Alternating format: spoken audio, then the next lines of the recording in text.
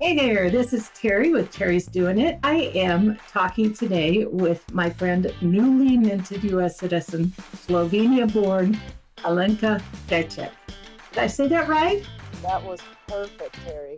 Seriously, I practiced. Thanks for coming on. Alenka wrote a book about a bicycle ride that she took, and it wasn't just a ride in the park. Alenka rode her bike, she calls it the Beast, from Lake Tahoe, where she has a home, to Baja California, where she has a palapa on the Beast, all by herself. So, Alenka, I cannot tell you how excited I am to share your story with people who may not have ever heard it. I'm so glad that you invited me to have a conversation with you, and I'm really looking forward to share some insights into why I did it, what happened along the way, and just to kind of maybe summarize it, the bike ride really is just the backbone of the story that I wanted to tell to encourage other people to get out of the comfort zone. Yay. That's just so perfect for us here on Terry's Doing It. As you know, we're all about that, those dreams that we deny for years. And at some point, we decide we're going for it. And you did go for it. It was a dream that, and there's your husband. Hey, He's a ghost. Can't get rid of him. it's okay. That's okay. Wouldn't want to. So, Alenka, uh, you wrote this great book that chronicles your progression from childhood through where you are. You're sitting in your living room in Lake Tahoe. And so tell me a little bit about your childhood in Slovenia. First of all, we're sitting in my office, Yes. and in our house, the reason why Jim just walked through, we have no doors. It's a very Oh, unique mountain cottage, and sometimes that works, but I can never hide. I can never shut the door. In life, there's always, and maybe that's a good kind of an entry to everything. There's the good and the bad, there's the positive and the negative. It's how we look at things and how we accept them is that really sets the tone to how we live our life and how we see ourselves as people. did I ask you, I think Slovenians have a different frame or perspective for life than Americans?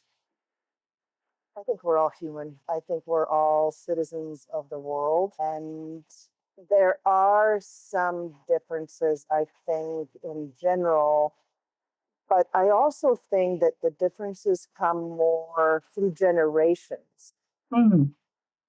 and not so much how we are geographically separated or how who we think we are as nationalities. I think bottom line is we're all good humans, and I think it's important that we learn about different cultures because that makes us more acceptable um, wherever we are, and not set those borders around us. And if we think too much in those terms of who we are within the borders, then it's more difficult for us to accept people from all over the place. And I think, particularly in this country, in my adopted country of California, adopted country of America, it's a tapestry of people. We are all from somewhere else. And that's just how my philosophy is. Did growing up in Slovenia shape me? Absolutely.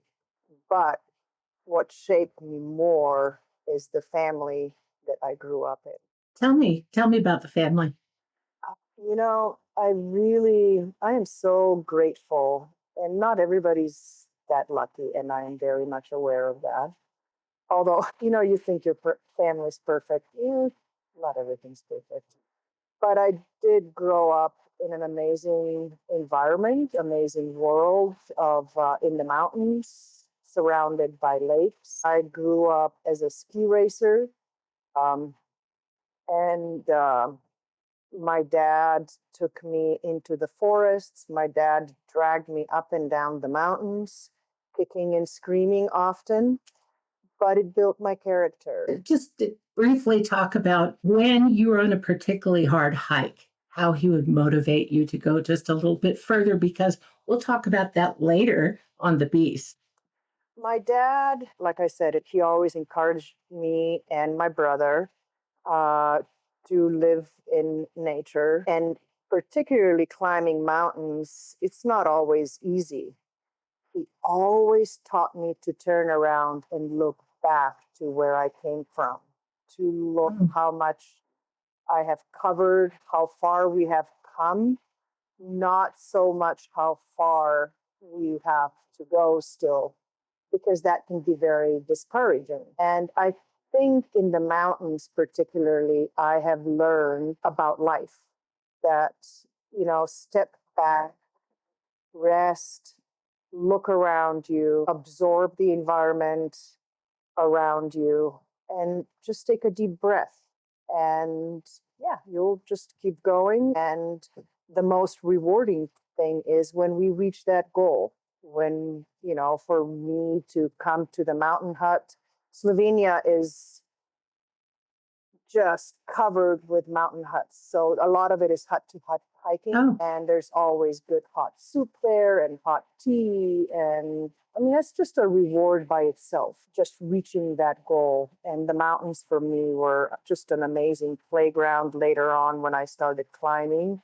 I would always remember when things got tough, I would remember my dad's words: look back, look how far you've come.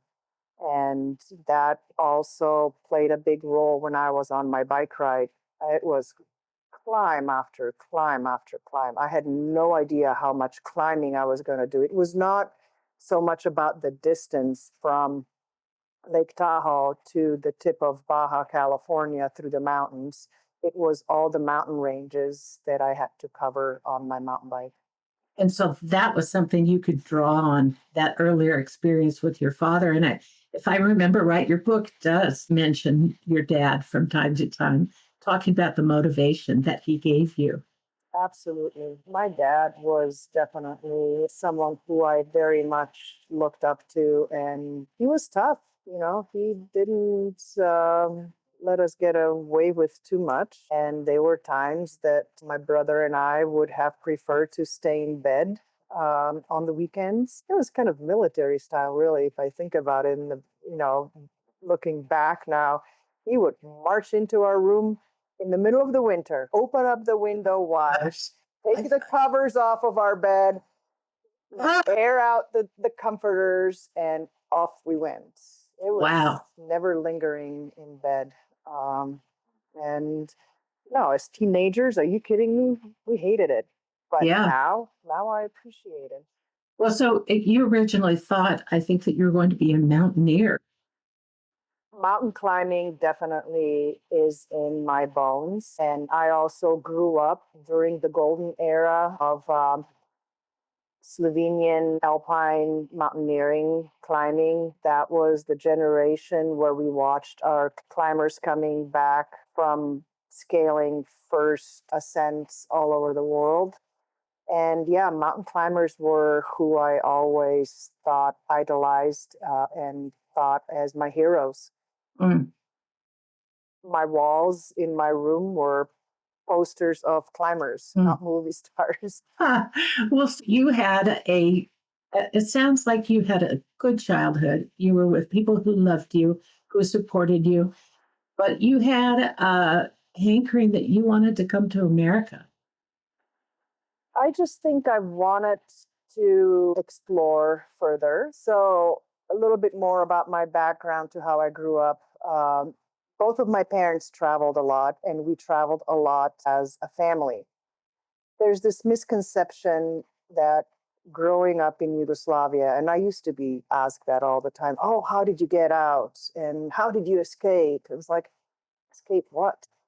Our borders were always open. My brother and I were ski racers, so we ski raced and trained all over Europe. My mother was a tourist guide, tourist agent, and she guided tours all over Europe, especially Italy and Austria. And often I would go along with her on her trips. My dad worked for IBM, so he traveled all over the world as well. So just through through my parents. Yeah, I grew up traveling with my parents. And when it came my time to do it on my own, so one of the reasons why I picked to come to America was when I was at the university, when I was a student, it is very common that students go abroad somewhere, either on a student exchange or go teach skiing somewhere else, just because that was my background. Although I do speak German,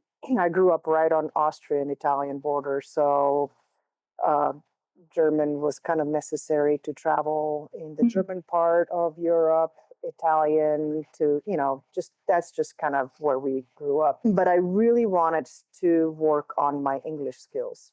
Mm. So I wanted to go teach skiing somewhere in an English speaking country, which really meant leaving Europe in that sense. And first, I wanted to go to Canada. My college roommate Vita and I applied for Canadian visa to go to Blackcomb, Whistler.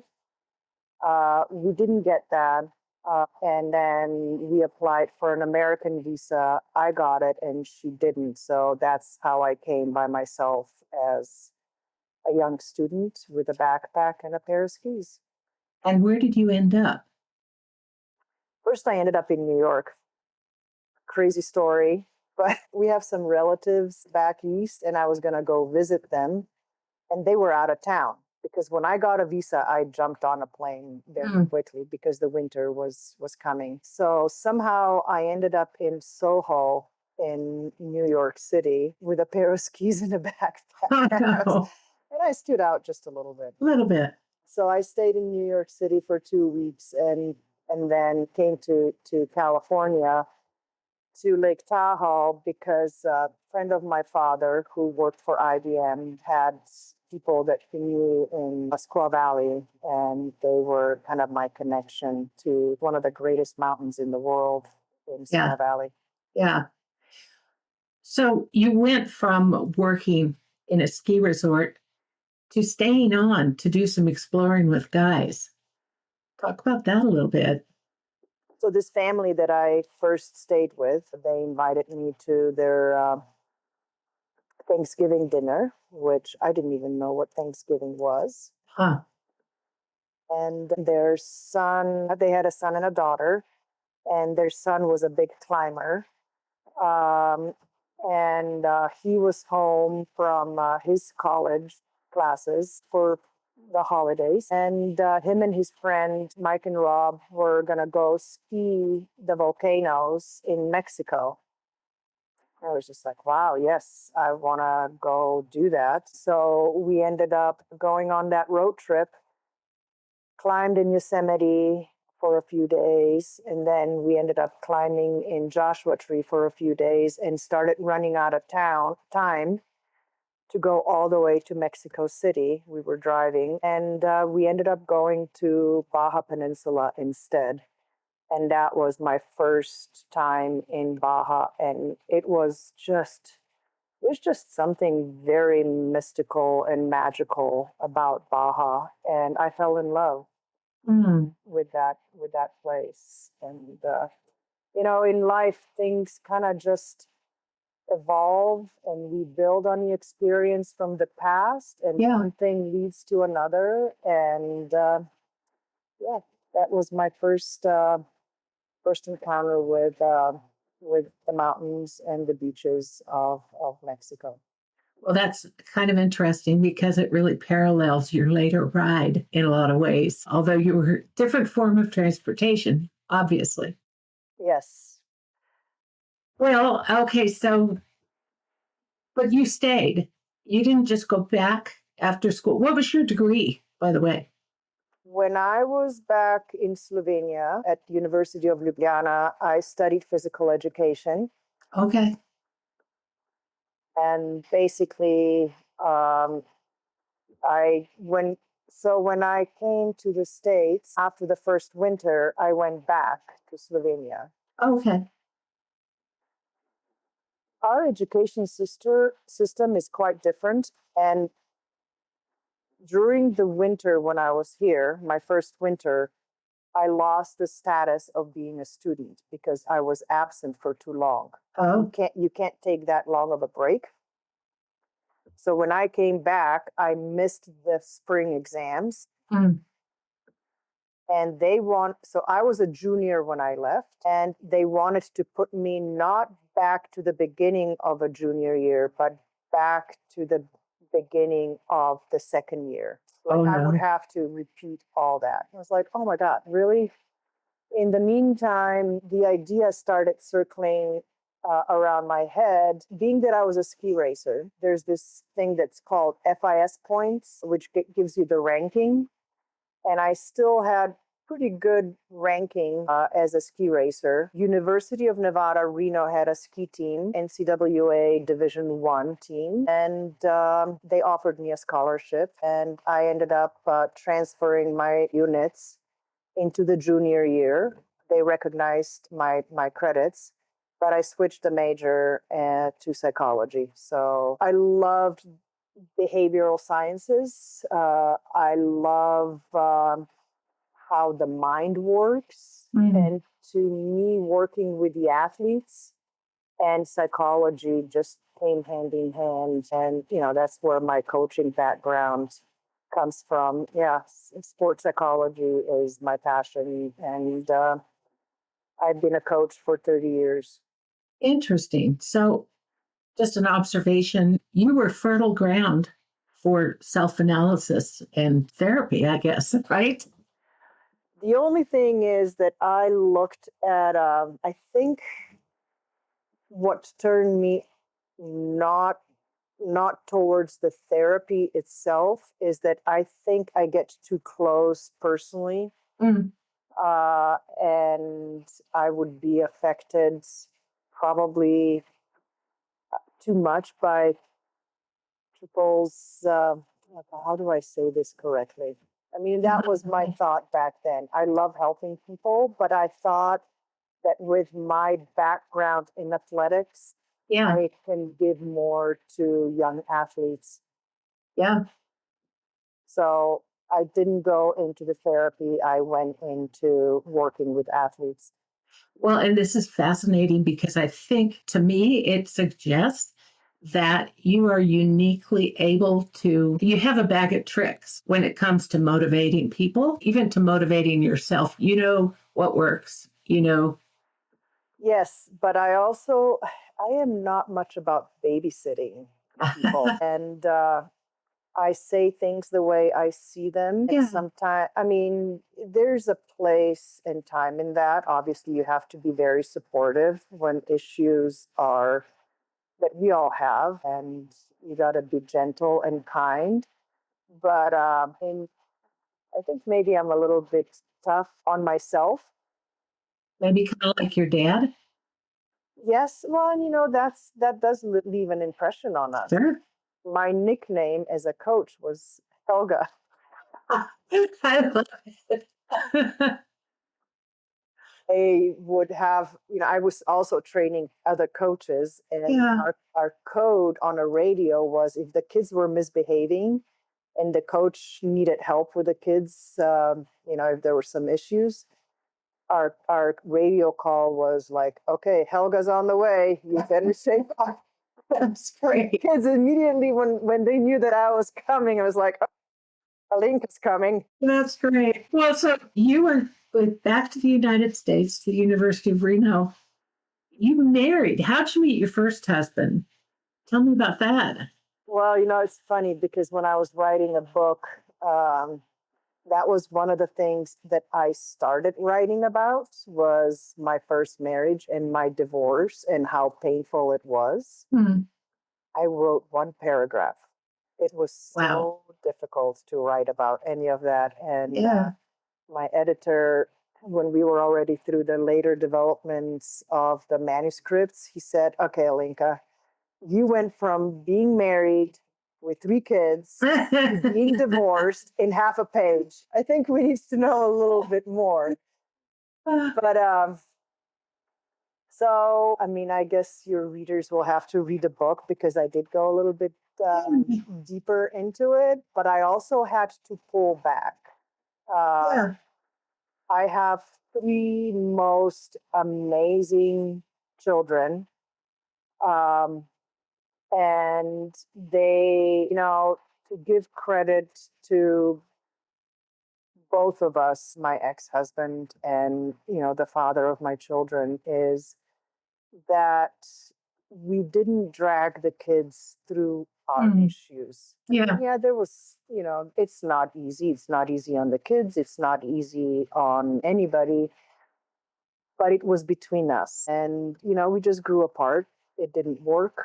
Let's move on, but let's raise these kids together to be good adults. My kids right now, all three of them, with one of my grandchildren, are in Slovenia visiting with my mother right now as we speak. And I got a text this morning from very dear friends of mine who I grew up with. They ran into my kids in town and they said, "Wow, your kids are so amazing." And there's just no better testament to, you know, we did okay. Yeah. Yeah. We did good as parents. Whatever didn't work out between us, that's in the past. And I'm also one of those people that doesn't like to dwell on the past too Sure. much. Sure. Well, can I just kind of summarize it as I understand it from the book? Basically, you met an older, really fascinating man and who was well to do, who was extremely well connected with people like former presidents. And I mean, he was someone to look up to and admire. You had three children. You were doing a great job, but at some point you decided or you were thinking there had to be more. Um,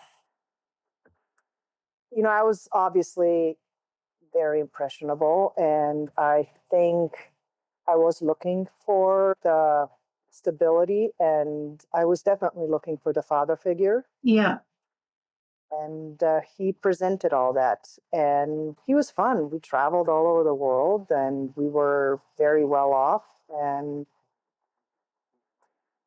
different things happened, which, and some of the things that I actually took out of the advanced reading copy in order to protect my kids, because there were some things that happened between us that for me just didn't sit right anymore. And I grew up. I grew up and needed to have more of a say. I didn't want to just be a little girl. I needed to have a say in our financial decisions together. And those things didn't work.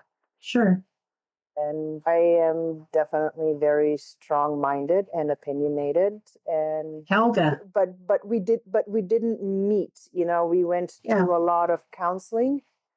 I didn't just walk out of that marriage. There were certain things that happened that I couldn't forgive and forget. I was heartbroken in many ways, and yeah, I just couldn't. Whatever we think love is, when we marry or when we are in a relationship, that just didn't work for me anymore, and I was looking for more. I needed more. sure. I needed to be heard. I wasn't heard. It was too much of everything. And that sounds, you know I think maybe that is one of the greatest differences in the way I was raised. I was raised in a very comfortable, middle class, educated family, but it was never that overabundance that we had to earn. Like, even my brother and I, we were ski racers, but we had to contribute with work, especially when we were able to to help buy the equipment. We had to earn our spot on the team with hard work, and our parents never just kind of gave us Sure. things. And I was worried about raising my kids in the spirit of entitlement. And those were some of the fundamental differences in our marriage. Well, I think perhaps a really important thing about the divorce settlement was that you kept the place you had gotten property in Baja and you kept a motorhome. How were those things so critical to you in making a new life? That came later. We got divorced very quickly without any attorneys, and that was good and bad. And after the divorce, we shared a motorhome and we shared Okay. the property in Baja. Uh, And then Tom remarried very quickly, like within a year after our divorce. And sharing that stuff just, didn't work. it didn't work. So Sure. basically, I mortgaged the heck out of the house that I was in to buy him out of the Baja property. And that was by far the best decision Mm, I had made. yeah. So, and then the motorhome, the motorhome was big, giant monster. It was a 38-foot motorhome. And it was like we had a payments on it. It was like having a mortgage. Oh, yeah. I literally wrote him a check and gave it to him. Mm, So it's like, okay, this is what I feel like my portion is. It's yours. I don't want to have anything to do with it. Separation and uncoupling is a process. oh, sure. And just having kids is complicated enough, but just dividing things was just like I had to walk away from Yeah, a lot of things just to be able to move on. sure. Well, so you were piecing back your life together in the Lake Tahoe area, and along came Jim. Tell us about Jim. Oh, Jim, my Jim. Um, Besides that, he is very, very handsome. I had friends in Alpine Meadows where we lived that had 4 kids that we were kind of raising together. When you have kids the same ages, you drive them, you carpool, you share babysitting so you can go for a bike ride or whatnot. And that was with Jim's brother. And I met Jim years ago at his brother's house. And I thought, oh my God, this guy is so handsome. But I was married. So he kept showing up in my life. One of the things that I didn't even write in the book about was that he dated one of my nannies that I had from Oh, Slovenia. no. He hates it when I tell that. But anyway, so yeah, he just kept showing up in my life in weird ways. And then after I got divorced, it was like he was still there, and he started going on bike rides, and it just kind of went on from there. I think we both had a crush on each other for years Mm, before that. And then after I got divorced, it was like, boop, it's like a magnet, a oh, magnet that's and a great. steel. What's it? There's a song that he loves. I'm your hammer, you're my magnet, I don't know, something. I'll have to look for that. I'm terrible about music. It's okay. Some of your listeners will probably know what I'm talking about. Well, so you married. We married, we dated for 6 years, and then we finally got married. And we got married, and I still lived in my own house. Ah, We finally slowly started moving in about 6 months after we married. I said, should we give this a try, actually? Should we try living together? can I intuit that trust might have been an initial issue? Trust is a huge thing. Trust, and the trust in my first marriage was broken. Yeah. That was the big reason why, in the end, I just had to get rid of it. And it takes a long time to build that trust back. It's a process for sure. Yeah. Yeah. And how can you, after we've gone through some really painful and traumatic experiences, it takes time to build back Yeah. that believe that love is possible, that trust is possible. The insecurities that we have are deeply rooted, and it takes courage to Sure. again. Sure. But I also knew I didn't want to just date. I really, family is hugely important to me. Um, being with being loved by a person and loving back is important to me. I could have gone wild and crazy, and because I got married very young, and I felt like, I always felt like I just wanted to be with that one person, the real thing. I'm an all or nothing person. So you had from the book, a very successful, loving, blended family until 2017. And it wasn't the family that fell apart, but it was health. Well, and we're all at the age now where it's happening all around us, right? Yeah. Yeah. Like I mentioned earlier at the beginning, I was a coach. That was what I did in winters. It's not how I made a living, but I was very passionate about coaching skiing and mountain biking. And I had a ski accident, which nothing unusual. Everybody that you see here in Tahoe has a knee surgery. Yeah. And then some, or every athletes, and that's I was determined to come back stronger than ever. It's like, okay, this is my opportunity to really dig deep and get through this. But the surgery went wrong. My femoral nerve was permanently damaged, and I still suffer from that.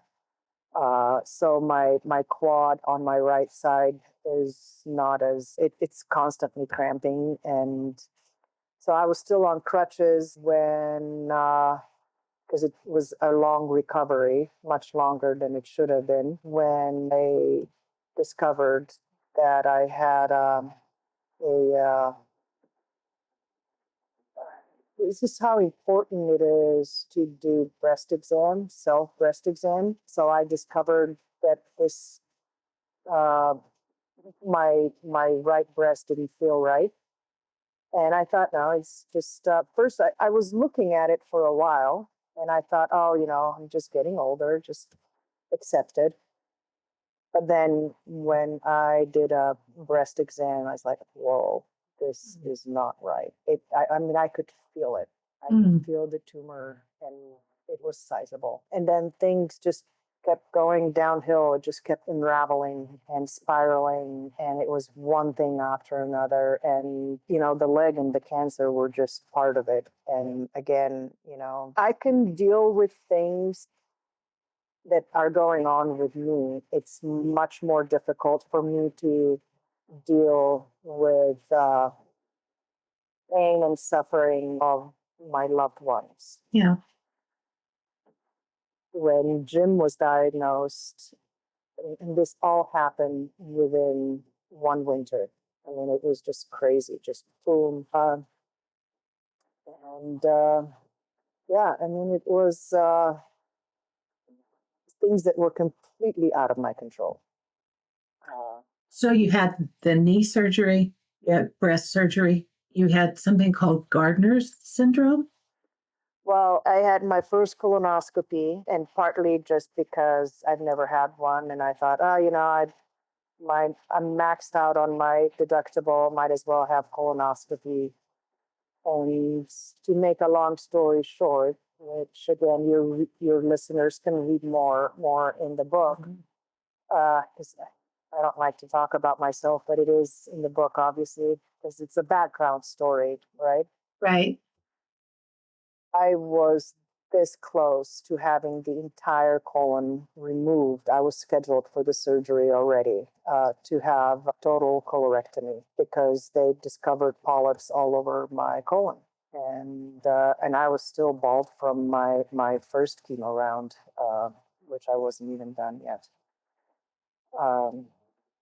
So Talk about your mental state of mind after that string of events. Jim has Parkinson's, you have all these things. How are you feeling in your head? I was done. I thought, this is it. It's okay. I've got a couple of months left, and I'm going to have to get my kids ready, and I'm going to have to get my things in order. I'm going to have to let Jim go, in a sense that there's all kinds of things that go through your mind. You Yeah. know, I was saying goodbye to things Mm. for sure. My days were counted. And at the same in the same breath, I didn't want to have regrets. And as I was recovering, there was just this one reoccurring thought. It's like I always wanted to do something bigger. Part of the reason was how and where I grew up. As a young girl, I wanted to climb big mountains. I wanted to climb in the Himalayas. My path has changed, and instead of taking that route, I came to America instead. And as the fate had it, I started a family. And when you have that, all those other dreams are put aside, all the big dreams of climbing and skiing all the highest peaks on the seven continents were that was one of my goals. That was just that went away. Um, that's okay. I was okay with. I mean, I love being a mom, and that just consumed me. But at that point, when all those things started happening with me, health wise, some of those dreams that have laid dormant came back. I wanted to do something bigger than me, something just on a side of crazy. But this was doable. The bike ride, I said, okay, I don't want to have regrets. I might be gone next year. I need to go and do something for myself by myself. I gave myself permission, but I think more than anything, it's the cancer that gave me permission to go and do that. So we talk a lot about having an it's not too late list. And it's not too late list is merely those things that if you're lying on a hospital bed, you're about to check out, you're going to regret not having done. So essentially, it sounds like that's when you made that list, that hairy, audacious goal that you thought was achievable to ride your bike, your mountain bike, the Beast, from Tahoe to Baja California. What were you afraid of? Of not going. That was your largest fear of not doing it. That was my biggest fear. Even that, and this is good thing for your listeners to maybe practice, is writing things down. What truly is important to you. And this idea for the bike ride didn't just pop into my head, suddenly. It really came to me on one of the bike rides when my kids were still young, uh, right when I was going through the process of divorce. Was all my three kids were playing soccer, and sometimes you go to soccer tournaments that are far away, and it's a few days long tournament. So I would always bring my bike with me so that I could go on bike rides between the games or during the breaks. And on one of the rides in Oregon, we were up by Medford, Ashland area, beautiful area. And I was writing, and I always carried my little pocket book of Rumi poems and writings. Rumi's one of my favorite Sufi poets. And I wrote down on the back of that book that I wanted to write from Tahoe to Baja to just kind of connect the dots in my life. Well, 15 years passed until I actually had the courage and the ability to take time to do that and follow through on one of those dreams, but I wrote it down. So every time I would go on a bike ride or hiking or, sitting on a bathroom, I would open up and I was looking at that. It's like, are you only going to talk about something? Mm. Talk about your dreams or just dream? Dreams are important. Or you're actually going to do something. Wow. Are you courageous enough to actually put your words? How does it say? Put your foot where your words are. I don't know how does that saying go? But basically, are you going to just talk about it, or you're actually going Yeah. to do something? And once that idea got lodged in my brain, I couldn't get rid of it. He's so amazing. He brings me coffee to bed every morning. It's one of the reasons why I drink coffee, just because that's one of the ways he shows me that he loves me. Yeah. He's not going to say, I love you. That's his way. Right. Kind of like in writing, show, don't tell. That's right. So don't tell. Yeah. He shows the love by doing Yeah. things, not by telling me. And that's one of his ways of showing me that he cares. And so he hands me the coffee, gives me the kiss, turns around and walks away and goes, I said, Jim, I cannot stop thinking about this idea of riding the bike. And he, kind of half turns away, over his shoulder, and he goes, you'll get over it. And walks away. Well, I think that's a really important point of what you're saying is that these things that you conceive of and put away are not ultimately going to go away. If they're really, truly something you care about, they will come back. Yeah, there's another thing that I can compare that with. Yes, when idea is that deep, Yeah. and if it's true, and if it's really something that you want to do, you will find a way to do it. Yeah. It just takes that courage. It takes that first step Yeah. in that direction into preparing for that. But it's kind of like, some of your best ideas for writing at night, right? Well, I always feel so lazy that I don't get up and turn on the light and write it down Mm. because I think, oh, I'll remember it in the morning, but then I don't. However, if the idea really is good, It comes back. it lives inside of you, Yeah. and it might not come back directly, but it will come when you're actually putting things, whatever you're putting on paper, and it just kind of sneaks right Mm. into your writing because it becomes a part of us. Yeah. The ideas that we conceive, maybe sometimes they're just really out there, Yeah. but it still lives inside of our heart, and in some way or another it manifests itself. Mm. Well, so I don't want to steal the thunder of your book because it's a lovely read. It's a really great story about the ride, but give us a Reader's Digest condensed version of what that was like to ride all by yourself, a single good-looking female all by yourself on this hugely weighty bike from Lake Tahoe all the way to Baja California. Tell us about that. Well, first of all, I can't tell you how many people said it to me and how many people said it to Jim. Like, are you really gonna let her go? Like, I mean, the guys would come up and say, "You're not gonna let her go, are you?" Well, that was the wrong thing to say Yeah. to someone like me. Is like, "Oh, I'll Yeah. show you." Yeah, the professor would laugh too.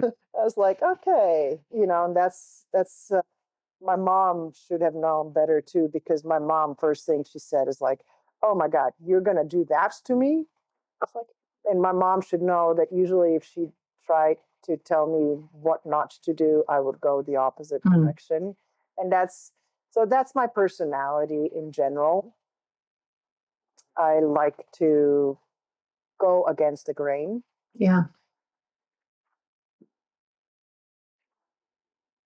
So was it scary? It was, but I am a very impulsive person too. I just go for it. If I didn't, I wouldn't be here to Yeah. begin with. I think the sports taught me to go for it. I think mountaineering and climbing mountains in general always taught me to just grind it out, and you'll have to dig deep. I also knew that I did have the skills. I didn't go into this that blind. It's not for everybody. And I was a mountain bike coach, taught always kids to be self-reliant, to know how to fix their own things. I also know how far I can go. Yes, there's always the outside factors that, if you get run over by a car or, that unfortunately that can happen. Absolutely. But I think this is where the biggest thing came apparent to how I was raised in different culture is we think of Mexico as being this scary, violent, drug-ridden uh, place. And, you know, it's what we hear in the news. It's what we are told, that a woman should not travel alone. I felt just the opposite. I think when you travel alone, you are opened up a lot more to the possibility of meeting good people. And maybe it's my naive nature as well, that I believe that people are good. And I wanted to prove that as a woman, as a female, yeah, you have to be vigilant, but you have to be vigilant wherever you are. You have to be vigilant when you go from your restaurant at night in the dark to your car. I feel at home in nature. I feel at home. The farther away from people that I am, the more safe I feel. Um, so I didn't want to think about the dangers of that sort. I had some experiences of that along the way, but Which would have been terrifying, by the way. They were terrifying. well, yeah, I mean, was I scared at night in a tent on the side of the road in Mexico? Yeah, of course I was. I mean, Yeah. I didn't sleep much, but I was scared of people more than I was scared of the animals, Yeah. including snakes and spiders and, all the wildlife out there. I think we are all animals, and I think if you respect the environment, it will respect you back. If you respect people, and if you look at them in the pot, if you approach them with love and respect, they will give you back. And I predominantly was greeted, especially in Mexico, by love and kindness. Mm. People would stop in the middle of, nowhere, that I would be out of water. Um, and yeah, the locals will stop and say, "Hey, do you need water?" And they invited me into their homes. And a lot of the times, especially the travel writers, we read over and over about the kindness of strangers. Yeah. And it is so true. People are good out there. And I want to leave this earth with that in my heart, is that we are good.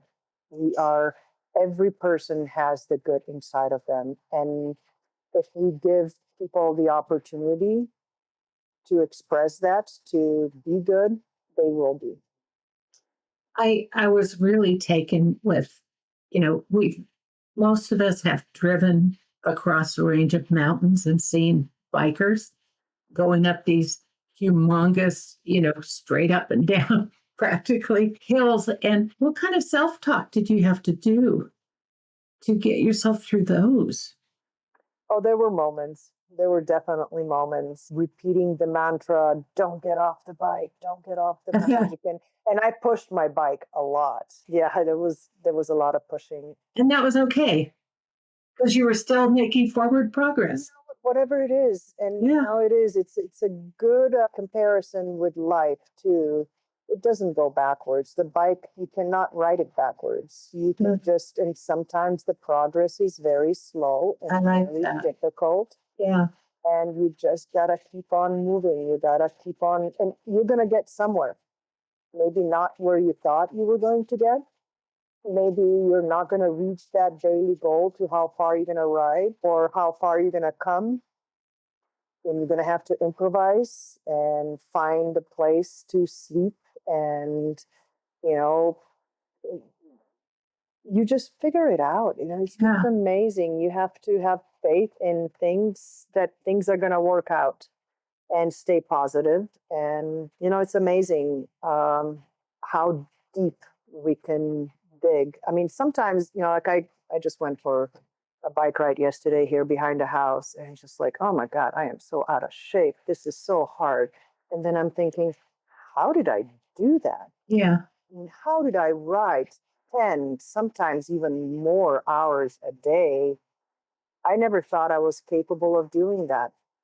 We don't know. We Yeah. don't know what we are capable of until we do it. And it's amazing how much we have inside of us that is buried, that we have never tapped into.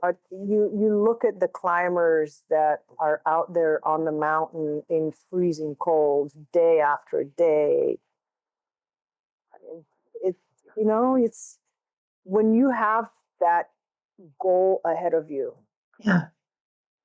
Like if I'm going to say to myself, I'm going to ride Mount Watson today, that's what I'm going to ride.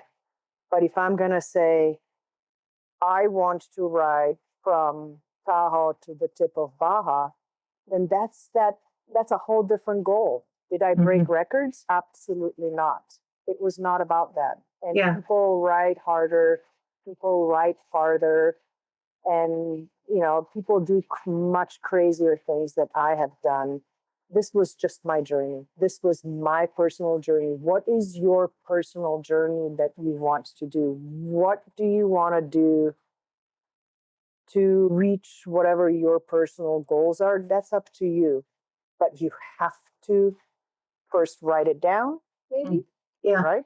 So it's affirmative. And then you got to take that step in that first direction, and then everything else just follows. It just happens. Whatever it is, you have to find, and you have to do it with a lot of passion. And that's just passion and love. That's the relationships. That's marriage. That's what gets us through those little things in day that are difficult. It's the little things that bother us in life. Sure. We have to keep the big picture. And keeping that big picture, what matters is what will get us through. And, that's one of probably the biggest takeaways that I had on this long journey and on difficult days. It doesn't matter how your hair looks. It doesn't matter what you wear. It doesn't matter what cars you drive. And what material possessions you have. Yeah, those are comforts and securities that we have. I mean, yeah, we have to have that security. But what really matters in life, that's what we have to figure out on our own. And it's people. It's bottom line is how we are in the world, what we do. Are we kind? Are we mean? Sometimes we are mean. I'm sure I'm mean a lot. Don't want to be, but is it? It's not mean because of you want to hurt someone. It's just maybe saying something to, I don't know. Never mind. That's just kind of. I think we have to keep the big picture. Sure. To have to what really matters in life. Sure. Well, I imagine that as you drove up to your palapa, do you remember Rocky, where he runs up all those stairs in Philadelphia and he stands on the top stairs?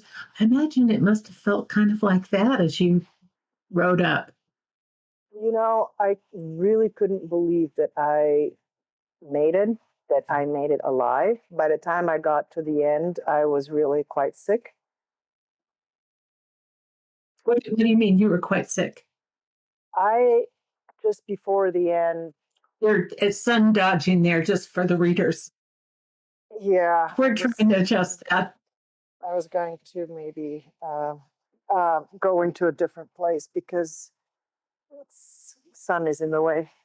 Got uh, water poisoning. Oh, So I no. got really sick, and I already had lost a lot of weight. And so my bike weighed probably about 65 pounds with water and stuff, sometimes even more. And by the time I got done, my body weight was well below 100 pounds. Wow. I was extremely relieved when I came to the end. How old are you? I'm 5'4". Okay, so that's pretty emaciated. I got really sick and worried, but just, you know, it didn't hit me all at once at the beginning when I rode to the Palapa. I was just relieved that it was over. But I had a mix of a lot of emotions, and I do write about that in the book. There were disappointments and there were triumphs at the same time. And I think we feel a lot of that in life. You know, I didn't know what I was supposed to feel. Mm. It was kind of just like a little bit numb at the beginning, disappointment that Jim was not there. And Yeah. again, I may be revealing a little bit too much because, They have to read the book. well, hopefully, to really understand what the journey was all about, what the pilgrimage was all Yeah. about. And it was not so much about the bike ride, it was about life and how we deal with expectations. Mm. I think that's the big one because expectations are empty promises that are not met, and then we're disappointed. What were your expectations that didn't get met? You visualize that there's going to be some recognition at the end. And I really visualized Jim and Monty, my dog, Mm. to greet me there. That was what drove me. And that's Yeah. why I also pushed myself pretty hard because I really wanted to be there by Thanksgiving because I thought that they would be there by Thanksgiving. Mm. And you can read in the book too why that did not happen. What would be a parallel expectation you had about life that didn't materialize? In life in general, Yeah. life isn't perfect, and And you expected it to be? um, I never expected my life to be perfect, but I never really, I'm not a big planner. Like, I never thought of like, oh, I'm going to have this kind of a wedding or, I kind of just go along with things. But I mean, yeah, we all have expectations. Sometimes I feel that I don't expect enough of myself. Maybe I don't set big enough goals, and then I'm disappointed that I'm not this or I'm not that. And I get pretty hard on myself that way. And sometimes I have to remind myself to what I said in the book and what my dad taught me and say, okay, look back how much you have done in your life, not how much you haven't done in your life. And we can all look at our, sometimes we get it's almost easier to beat ourselves up Mm. and see what we don't have and see what we haven't done than acknowledging, you did write a book. You did do this. You did raise three amazing human beings that are self sufficient, that are kind, loving, smart people. At some point, we have to say, it's enough. I have enough. I have enough in a sense. This is good. Life is good. Do we want more? Sure, we always want more. But sometimes we can just say, this is good. My life is good. And I think if we always want more and different, and those expectations are not met, I think then we can put ourselves into, you know, a situation when we're not happy with where we are in life. I don't know if I'm making any sense. You are, and I think one of my expectations is that there must be some reward for effort, that life will be fair. And I don't think life is always fair. Life will not be fair. It's It will what not we be make fair. of life. That's But true. I think in our culture in particular, we have to remind ourselves of what we do have. Yeah. Those are just pretty basic beliefs, and particularly in material expectations. We live in a society where we think we always have to have more and better. Yeah. And we get into that trap so quickly. And that's one of the things that I learned or was reminded again on my bike journey is happiness does not come from those things. Yeah. Happiness comes from just being able to look around you and see the beauty of nature that we're surrounded with. That Yeah. just the way the light touches the leaf when you pass it on the tree. And that's one of the things that my parents did give me. Sometimes it was annoying. Like we'd go for a walk down to the river where we lived. And they were like, "Oh my God, look at that birdie! It's so cute. Look at this. Oh, look at that flower." And when you're a teenager, you go, "Oh my God, Beck, can we just walk? Right. Can we just get this walk over with?" But my parents, both of them, were able to give me that the beauty is truly in the small things that Mhm. we tend to not see. And when I was on this extended bike ride, it was in those raw moments of survival. It's like, I just need to know where I'm going to sleep. What am I going to eat? Do I have enough water? Those are the important survival things. Did it matter that I wore the same outfit for 2 months? That, you know, no. I mean, sometimes it's like, oh, I wore this yesterday. I can't wear this today. Who cares? Well, I so appreciate this. I'm holding up the book. It's backwards on your screen. She rides, but I here don't think it is. is. Oh, is it not? It is on mine. Oh, that's great. No, it's So not here on my. she is on the beast. And Alenka, where can people get this book? Where can they read it? Anywhere the books are sold, you can go through the library. It's also in the libraries. You can order it in library. Of course, it is in all the specialty, that your bookstore can order it. We are distributed through Simon and Schuster. It's also on Amazon. But one of the things that I'm very proud of as well that I did this summer, I read the book in a recording, so I have an audiobook. And I got that. And let me say, she narrates it. Alenka, you did a beautiful job. It's just really, I think, better than reading it. Well, thank you. And Yeah. I think it opens up all the new layers that I didn't even know that were there. Yeah.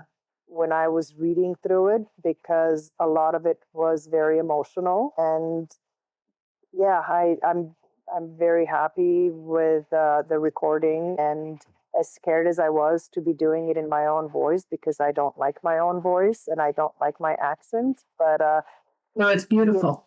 thank you. So yes, it's on Amazon, it's on Audible, it's on Spotify, and it's also in library, audio library. So basically, you can go to my website, alenkavrecek.com, and The last name, would you?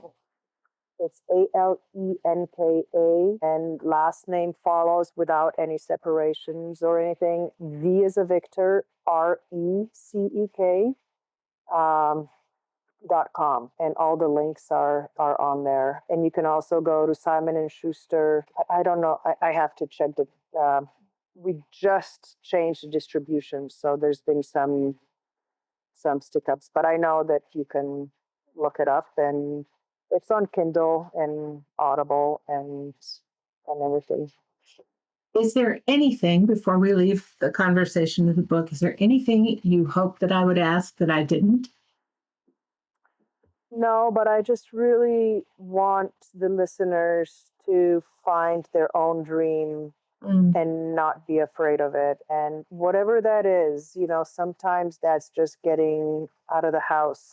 And, it doesn't matter. I think what makes my book relatable is that, I mean, I'm not saying that everybody should or could go on that journey, but I think everybody can find a piece of them in the story. And I want people to take away, if she could do it, I could do it.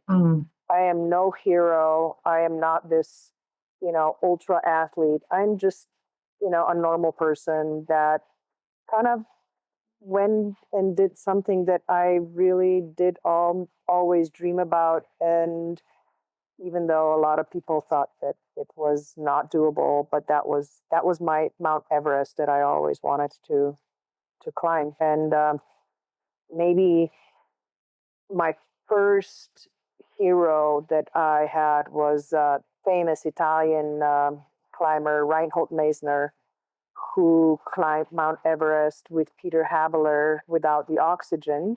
And my dad took me to meet him in person.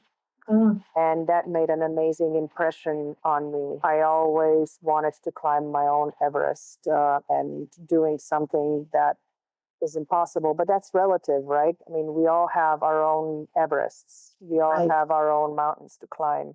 Right. So just do it. It's never too late for anything. One of the things that I really went through when I went through the cancer treatments, and obviously my family, my parents, my kids, my husband, everybody was really worried. And then you get done and your hair starts to grow back and everybody moves on. Life is supposedly normal again. But I felt really stuck. I didn't know where to go through that. I've lost a lot of identities. I wasn't able to coach skiing anymore. I needed to find a new identity and I needed to find myself and I needed to find that burning fire that wasn't there. I really was kind of depressed actually. And that was another reason why I needed to do something radical to get unstuck. And for me, that personally was that dream that I've had, to ride a bike. But for somebody else, it's going to be something different. But this term of radical departure keeps circling in my mind. And I think we radically have to change things in life to do something very different to get unstuck. For me, that was a bike ride. For somebody else, it will be something different. But yeah, we're just expected to just move on and forget about it. But once you have gone through trauma, once you have gone through cancer treatments and fear that that was your last moment on earth. Um, and it stays in you. Your left toe hurts, and you go, oh my God, I got cancer in my leg now. I don't know. It's just, it's constantly in the back of your mind. And in order to not think about all that stuff all the time, I had to do something bigger and different. And to me, that was this crazy bike ride. For you, it's going to be baking a perfect pie crust. I think that you called it radical departure. That is one of the things that I am working on, actually, because I would like to, um, with my lectures or with a TED talk, um, the idea of radical departure. It's one of the things that I'm working on. Is Yeah, that's one of my projects. I want to keep tracking with you on that. I think my expectation throughout life has been that um, we have a single identity that we stay with for our whole life. And my life has been a series of discovering that I periodically have to adopt a new identity. When I was a teenager, I wanted to be a singer. And then I wanted to be a politician. And then I wanted to be a travel writer. And even that now, I'm rethinking that. Maybe it's time for a radical departure for this girl to shape that new identity. And actually, cycling through them can be kind of fun. What's the new opportunities that we have? And I think as we evolve, um, that radical departure into finding a new identity, it takes work, but it's also extremely rewarding. Yeah, And you just find, again, just like when I was saying earlier, I didn't know what I was capable of yeah, being on this long bike ride. I didn't know I was capable of writing a book.